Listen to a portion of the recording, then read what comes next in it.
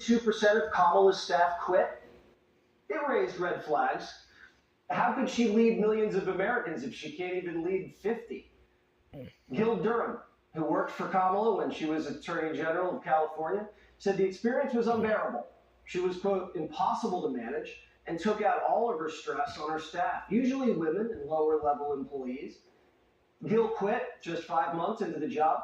Last straw, Kamala skipped out on a briefing and went berserk on a staff member to the point of tears because she was unprepared. And that tracks with what an unnamed White House staffer told the author, Chris Whipple, in his book, The Fight of His Life. They told him Kamala, quote, refused to do the kind of preparation that you need to do before going public on a hardcore policy matter. And then she became incensed and outraged when things wouldn't go the way she thought they were supposed to go. Even the interns weren't safe from Kamala's ire. Terry McKeeter, whose son spent months in Kamala's Attorney General's office, said she turned his kid's internship into a summer from hell. He says the interns were told to stand and say, "Good morning, General," when Kamala walked into the room. And they were told to never, ever address Kamala or even look her in the eyes. That privilege is for senior staff only. Kamala also had a filthy mouth and never met with the interns because staffers were too afraid to introduce them. Probably for the best. Well, everybody's had a bad boss at one point or the other, but usually that boss doesn't become president. If 92% of a company's workforce quit, would you keep the CEO? So why would we make Kamala America's CEO? Shark Tank investor Kevin O'Leary is here. Kevin, when you see someone with staff turnover at 92%, what does that tell you about them? Well, I have to ask myself, is that true? Because that's an extraordinary number. And you're wiping out your entire staff. Obviously a problem there. But this narrative going on with Kamala Harris now is very interesting. I look at it to the perspective of an investor. I'm going to give you some anecdotal data from this morning you might find interesting. When we syndicate debt for real estate projects, we don't care if you're Democrat or Republican. So I deal with a lot of investors agnostic to politics, and some of them are very big contributors to the Democratic Party. I heard for the first time today, because we like to talk about politics, mostly on policy, and what he said to me was, some of us are having some buyer's remorse.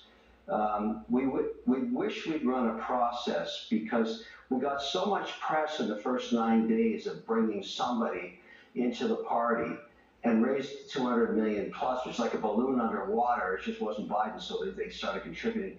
But we gave up 5 weeks of fantastic social media in guessing who really should be the candidate. Now, I hadn't heard that before. It's not that many, I guess 20% or something like that. But so that's starting to crack a little bit. And there is precedence for what's going on here. I ask everybody to look north to Canada.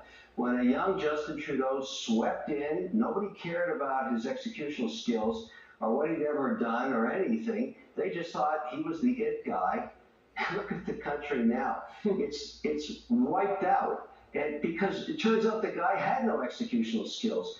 It would be important to leave aside the politics and ask, what has Kamala Harris actually done, actually achieved? Because if I was hiring her, and I'm not trying to be partisan, I would ask her, what was a goal? What did you achieve? Because any governor or any senator that we put into presidential viability would have a history, a track record of doing stuff. What do you think she would say, Kevin, if you asked her in an interview straight up, Kamala, what's your biggest accomplishment? What would she say? I don't know, because I don't know of one, but I can tell you this. In the next 2 weeks, the happy talk is going to have to stop because someone's going to sit her down and say, let's talk inflation. Let's talk border. Let's talk policy on energy. Let's talk policy on foreign affairs. And if she doesn't deliver on that with the new vision towards the center, the guy that said, I wish we'd run a process is going to be right. If she wants to win, she's got to go to the center, but she's got to have some ideas on how to run the country. You might hate Trump, but he has this track record of policy. You might hate him. I get it. But, you got to do something. No tax on tips, border wall, tax reductions, stop the wars. I mean, you could nail it. I don't know what she wants. I just know she wants the power. Kevin O'Leary, you're right, though. That would have been the greatest American